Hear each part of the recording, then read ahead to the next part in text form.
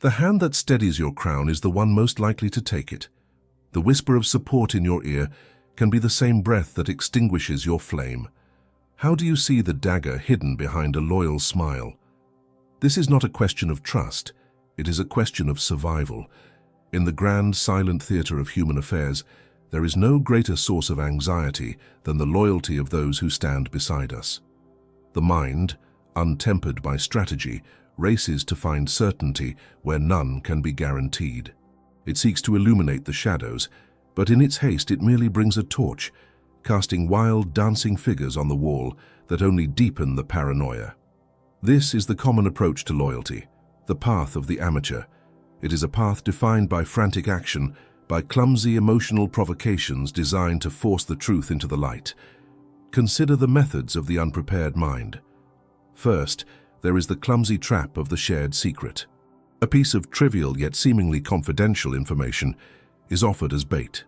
The amateur then waits with the nervous energy of a hunter in a blind, listening for the echo of his own words to return to him from another source. He believes this is a clever test of discretion, but what has he truly accomplished? He has announced his own insecurity. He has treated a potential ally as a probable traitor, planting the first seed of mistrust himself.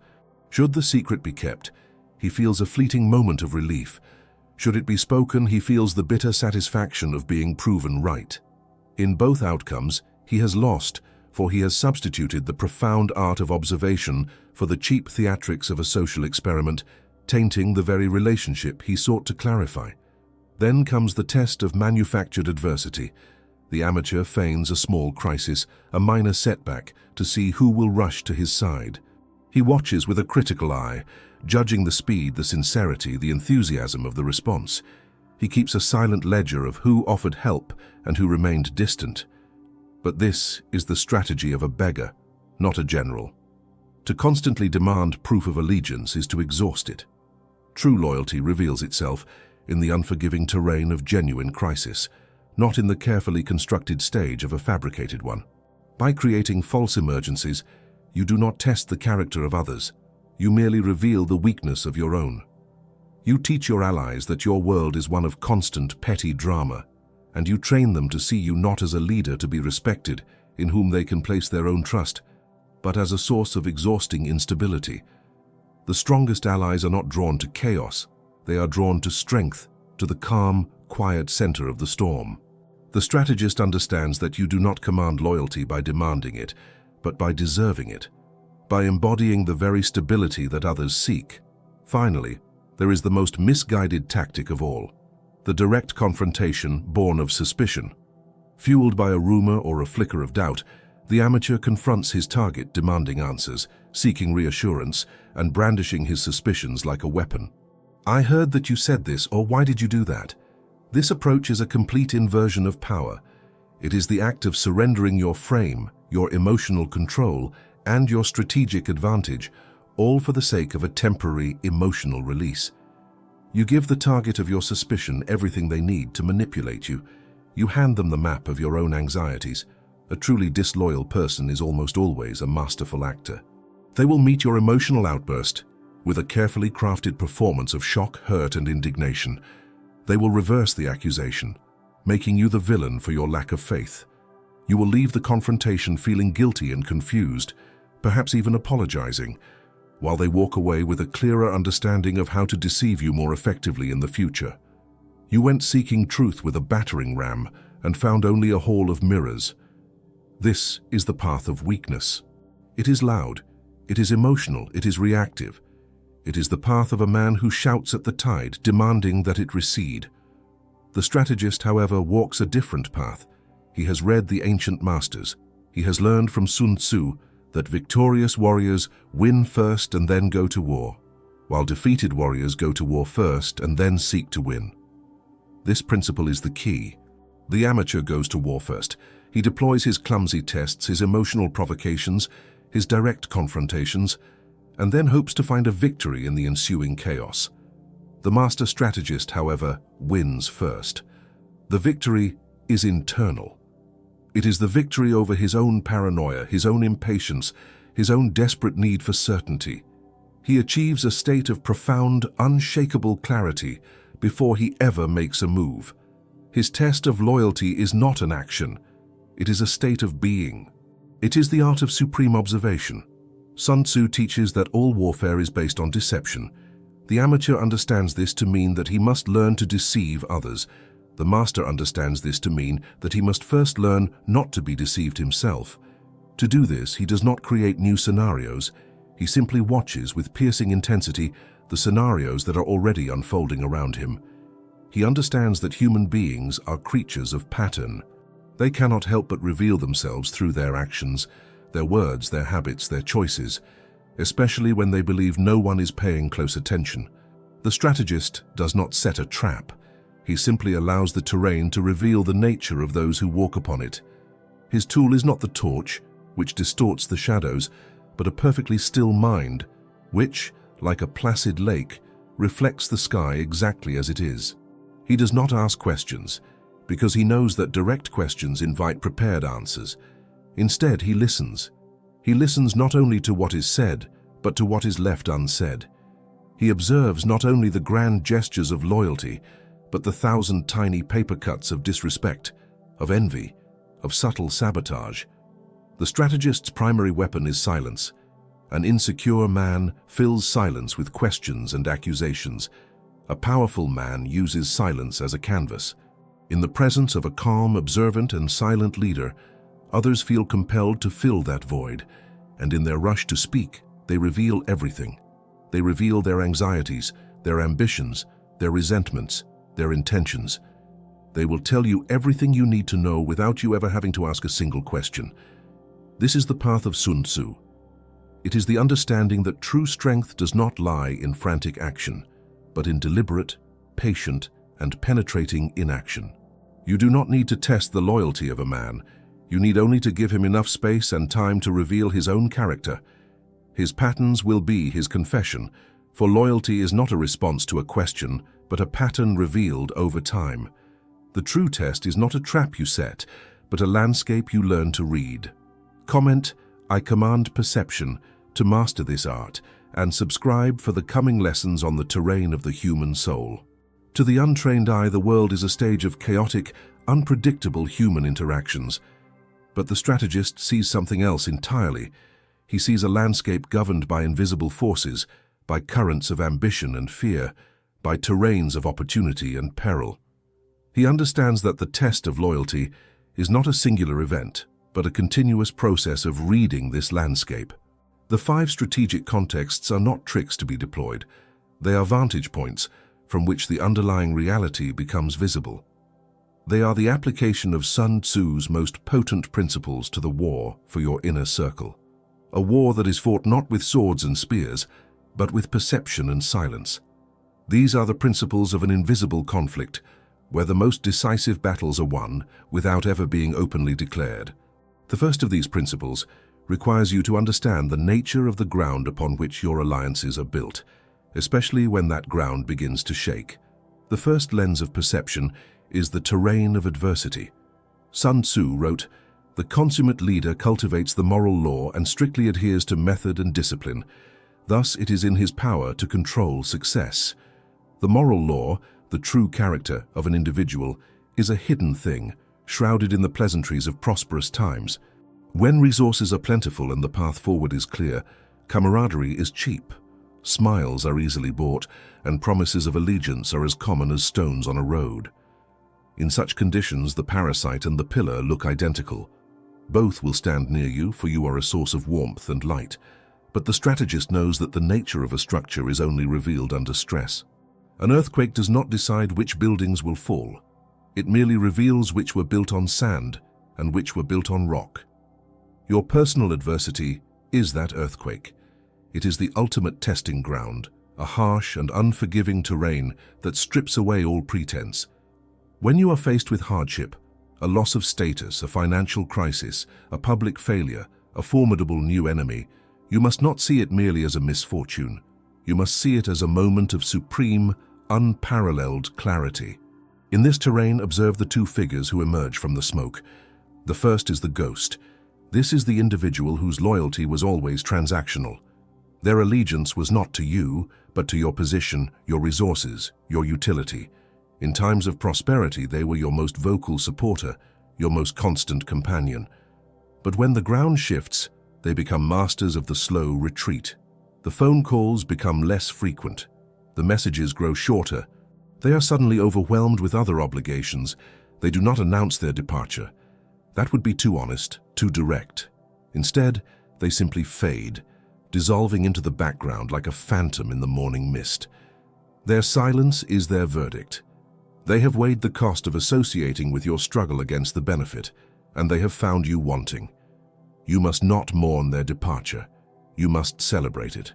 Adversity has done for you for free what you could have spent years trying to ascertain. It has filtered the hollow men from your ranks. It has removed a future liability.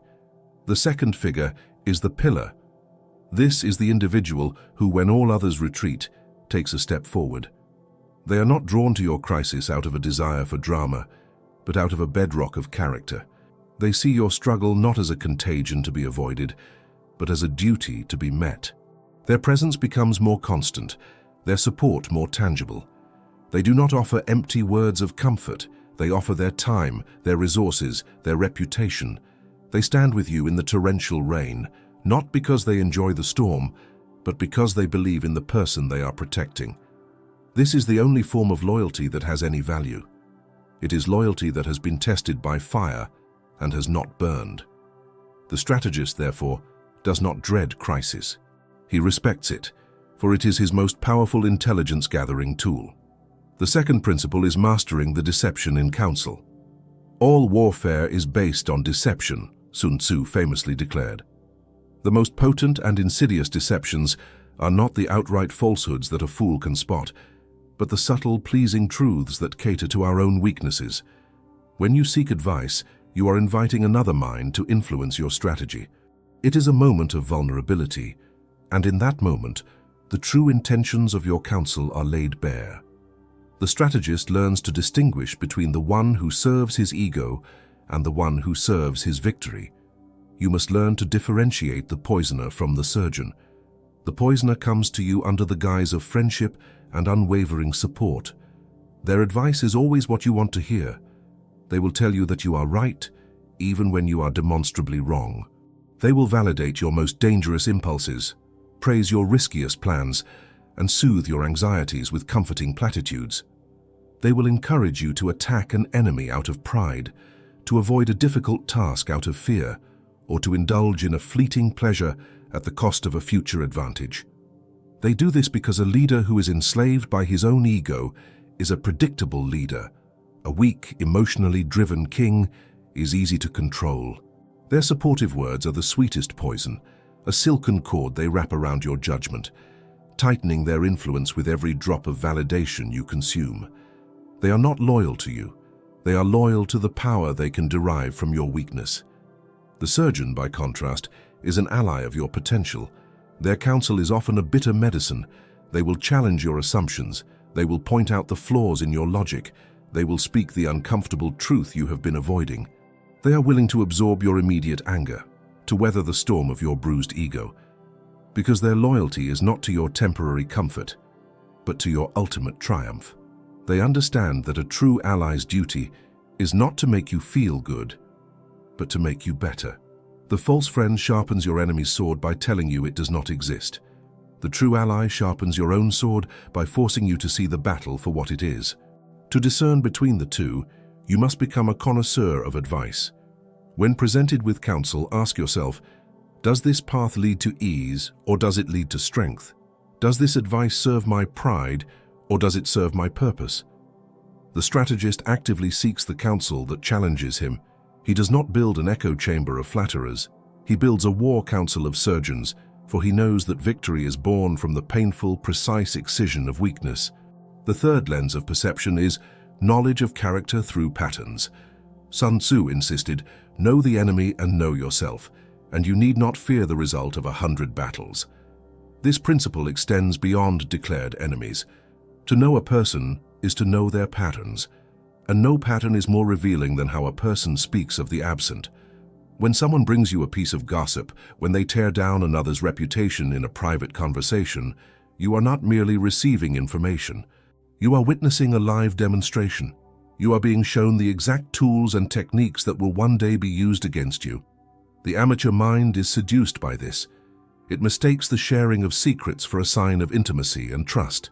He trusts me enough to tell me this, the amateur thinks, feeling a sense of privileged inclusion. The strategist sees the performance for what it is, a dress rehearsal. Observe the scavenger. This is the individual who traffics in the failures and indiscretions of others. They build a bond with you through a shared sense of superiority, positioning the two of you as the only ones intelligent enough to see the flaws in everyone else. They bring you stories of betrayal, incompetence, and scandal. This is their currency. But you must understand the nature of this transaction. They are not offering you intelligence. They are showcasing a capability. They are telling you, this is how I operate. I gather information, I find weakness, and I use it to my advantage. The strategist listens to this display with cold, analytical detachment. He does not participate. He does not reciprocate. He becomes a black hole, absorbing the information without reflecting any of it back. He learns about the person's methods, their envy, their lack of integrity. The scavenger, believing they are building an alliance, is in fact handing the strategist the complete blueprint of their own character. The architect, in contrast, operates on a different plane.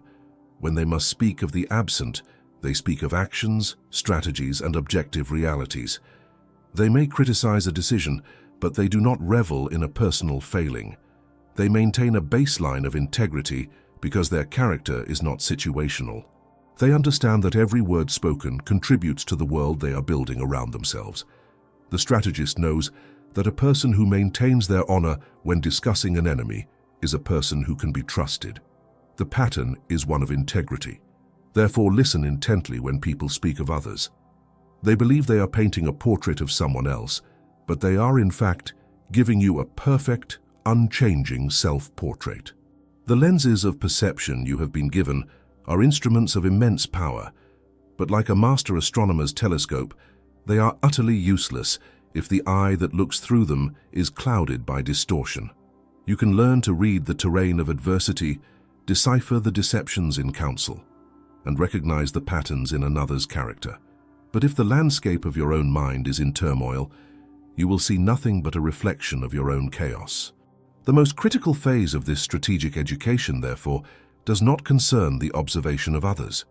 It concerns the absolute, unyielding conquest of the self. This is the strategist's ultimate secret. The outer world is a direct reflection of one's inner state. To command the loyalty and respect of others, one must first command the riotous assembly of impulses that dwell within. The primary battlefield is not in the court, the boardroom, or the field of engagement. It is behind your own eyes. Before you can ever hope to win a war, you must first survive the civil war within your own soul. This internal war is waged against three relentless insurgents. The first is the specter of paranoia. This insidious force is born from fear and insecurity. It whispers that every shadow holds a conspirator, every quiet conversation is a plot, every delayed response is a sign of betrayal. Paranoia is an artist of fiction. It paints masterpieces of treachery using the faintest pigments of doubt. To indulge it is to take a hammer to the foundations of your own alliances. When you act from a place of paranoia, you accuse without evidence, you question without cause, and you smother your allies with the suffocating weight of your suspicion.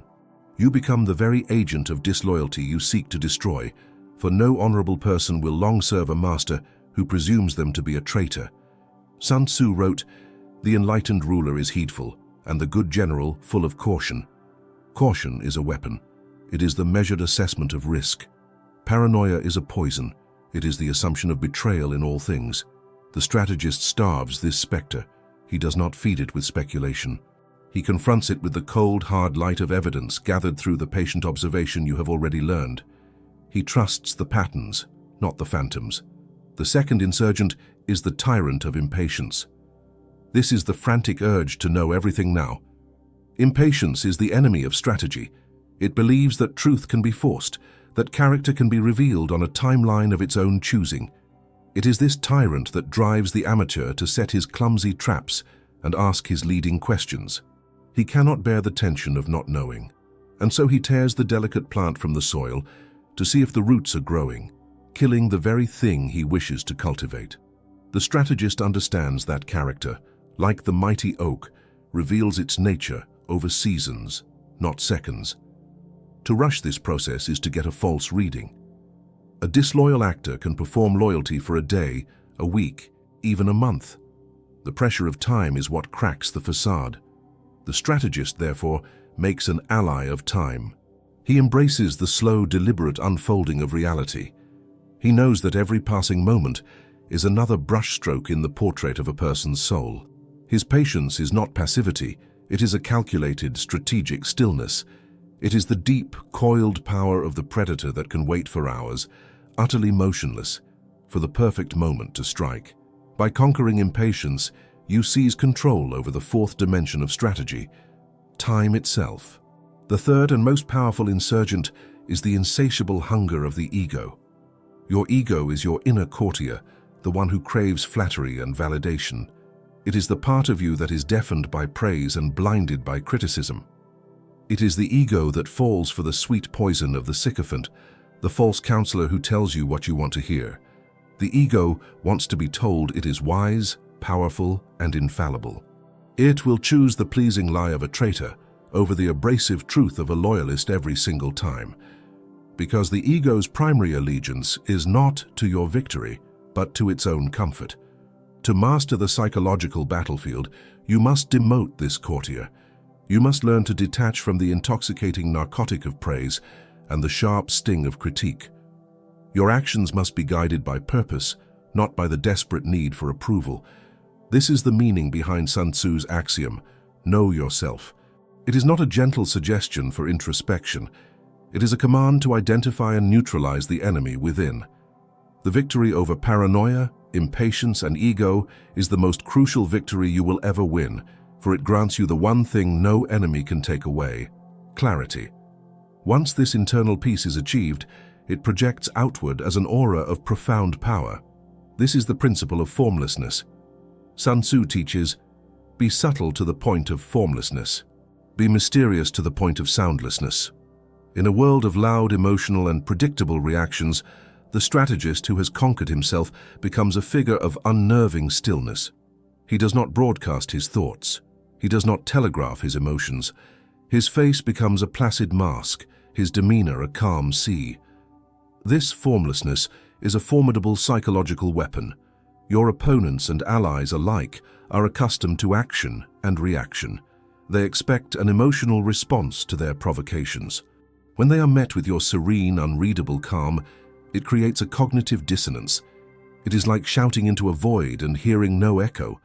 This unnerves them. They become desperate to elicit a reaction, to find a crack in your armor. And in their desperation, they overplay their hand. They talk more. They become more animated. They reveal their strategies, their fears, their true intentions, all in a frantic attempt to fill the vacuum created by your composure.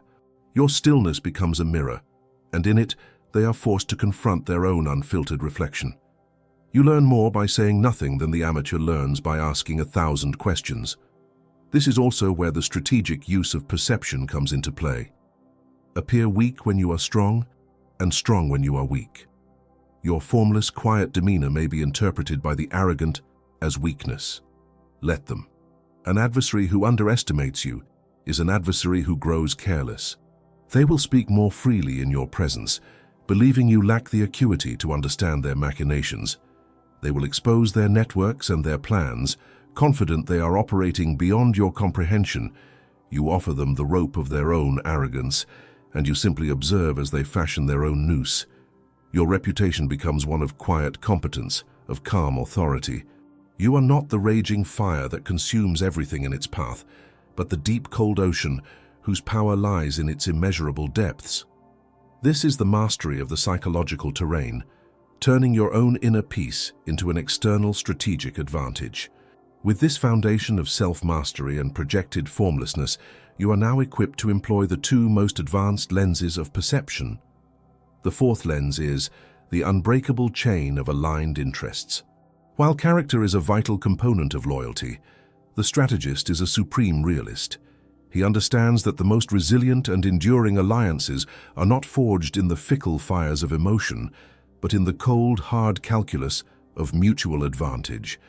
He looks beyond the surface-level declarations of friendship and asks a more fundamental question: is my victory also their victory?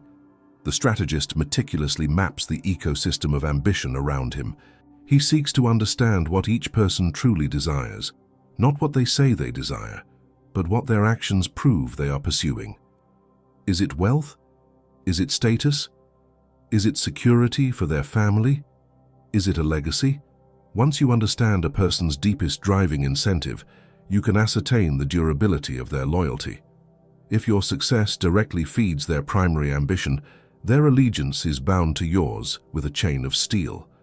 This is not cynicism, it is strategic wisdom.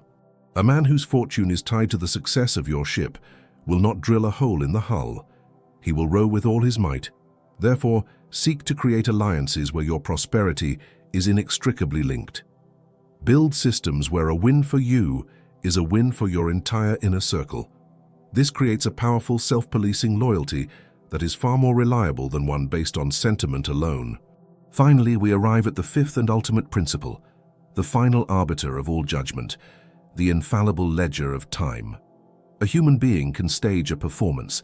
They can feign courage in a single dramatic moment. They can simulate integrity in a high-stakes meeting. But no one can sustain a false persona indefinitely. The constant grinding pressure of daily life is what reveals the base material of a person's character. The strategist, therefore, is a patient historian. He keeps a silent mental ledger. He is less interested in the single grand gesture, the one heroic act, the extravagant gift, and far more interested in the 1,000 mundane data points that accumulate over months and years. Does this person honor small commitments? Are their words and actions consistent on a daily basis? How do they act when they believe no one of consequence is watching? These trivial actions, when aggregated over time, provide the only data set that cannot be falsified. A single act of loyalty can be a performance. A consistent pattern of reliable behavior is a proof of character. The amateur is swayed by the spectacle. The strategist trusts the pattern. This ledger, written in the indelible ink of observed action, is your most trusted document. It is the final verdict, the one that overrules all promises, all flatteries, and all single points of data. It is the wisdom that allows you to build your fortress not on the shifting sands of hope, but on the bedrock of proven, consistent reality. You have learned to watch the shifting ground of adversity, to pass the poison from the truth in counsel, and to read the self-portraits painted in the words people use for others. You have waged and won the internal war against your own paranoia, impatience, and ego, forging your very composure into a weapon of formless power. Now, before the final veil is lifted to reveal how this profound knowledge is converted into decisive action, ensure you are subscribed and your notifications are active. For the ultimate wisdom is a fortress, and its gates open only for the truly dedicated. The knowledge of how to see is potent. The knowledge of how and when to act upon that sight is absolute power. The culmination of this entire process of silent, patient observation is what Sun Tzu called Shi, the strategic momentum, the potential energy that accumulates until it is released in a single, overwhelming moment. This is the moment of the decisive stroke. But you must banish from your mind the amateur's conception of this act. There is no loud confrontation. There is no dramatic unmasking. There is no cathartic, emotionally gratifying scene of accusation and judgment. Such displays are the theater of the weak, the final desperate gambit of one who has lost control. The strategist's decisive stroke is the polar opposite. It is silent, it is precise, it is often invisible to all but the target, and sometimes even to them it feels not like an attack but like a subtle and irreversible change in the climate. It is the quiet final click of a lock. Sun Tzu captured the essence of this moment perfectly. The quality of the decision is like the well-timed swoop of a falcon, which enables it to strike and destroy its victim. Consider the falcon. It does not waste its energy in a series of frantic, shallow dives. It circles high above, patient, observant, seeing everything. It is a portrait of formless power. From its vantage point, it discerns not just its prey, but the prey's patterns, its moments of distraction, its lines of retreat. It waits for the one single moment of perfect vulnerability, and when that moment arrives, it does not hesitate. The dive is a singular, fluid motion, a release of all that stored potential energy. It is swift, exact, and utterly final. This is the model for your action. After months, perhaps years of observing through the 5 strategic lenses, a pattern will solidify. The ledger of time will present its irrefutable conclusion. The individual's character, their true allegiance, will be known to you with the certainty of a mathematical proof. This is the moment your falcon has been waiting for. The strike is not an attack. It is a withdrawal. It is the precise and permanent removal of your most valuable asset, your trust. This is executed in a series of quiet, cascading steps. First, the flow of critical information ceases. The individual, who was once privy to your strategic thinking, your future plans, and your private concerns, now finds themselves on the outside of the information current. They are given only generalities, surface-level facts, the same information available to any casual acquaintance. They are moved from the War Council to the public square, and this is done so quietly they may not notice it at first. Second, access is curtailed. The invitations to private meetings become less frequent. Your availability to them diminishes. There is no single moment of rejection, but rather a gradual systemic redirection of your time and energy toward those who have proven their worth.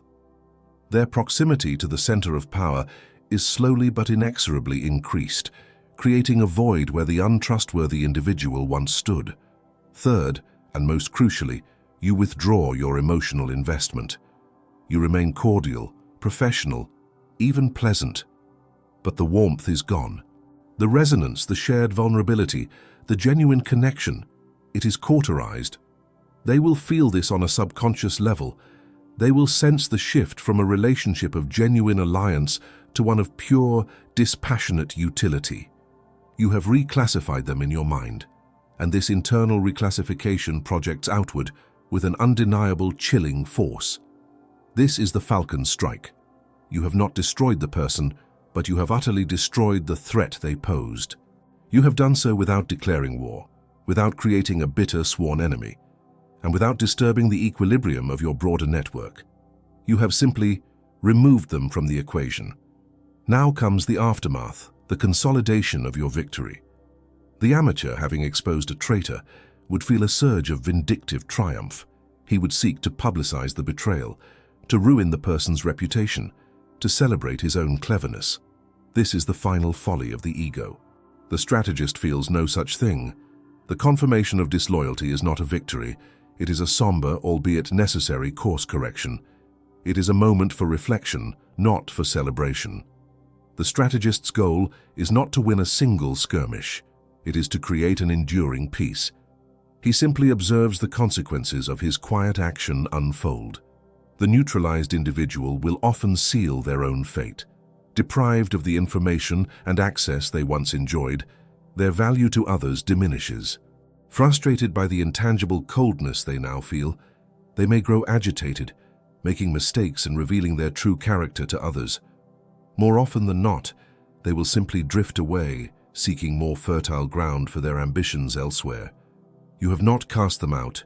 You have simply allowed the natural laws of strategy and character to guide them toward the exit. The true victory, the lasting peace, is the new reality this action creates. Your inner circle is now stronger, forged in the fires of observation and tempered by strategic patience. The remaining members, all of whom have passed the same silent, rigorous tests, operate with a higher degree of trust and efficiency. They know, perhaps without ever being told, that their position was earned through demonstrable integrity. This creates an incredibly powerful culture, but the effects ripple even further outward. Your reputation evolves. You become known not as a suspicious or paranoid leader, but as an impeccably sound judge of character. This reputation becomes your shield. It is a silent, powerful deterrent. Those with duplicitous intentions will learn to avoid you. They will sense that their normal tools, flattery, manipulation, feigned loyalty, are useless against a mind that operates with such profound clarity. They will seek easier targets. In this way, you achieve what Sun Tzu called the supreme excellence. You subdue the enemy without ever having to fight.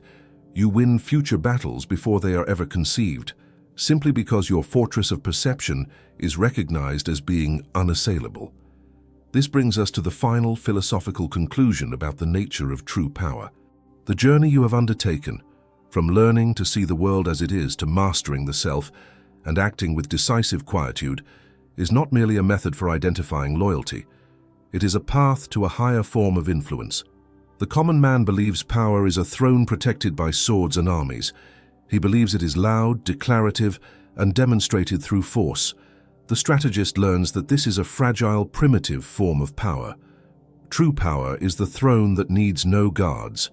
It is the throne that no one dares to approach with ill intent, not because they fear punishment, but because they fear being utterly and completely seen.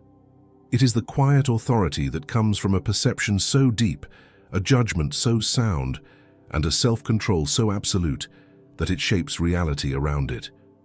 The ultimate power is not the ability to win conflicts, but the wisdom to create a world in which conflicts of loyalty become irrelevant. You have not simply built a loyal team, you have become the gravitational center around which loyalty itself naturally aligns. The throne is not a seat you take, it is a state of being you achieve. And from that silent, unassailable height, you do not need to command. You simply are.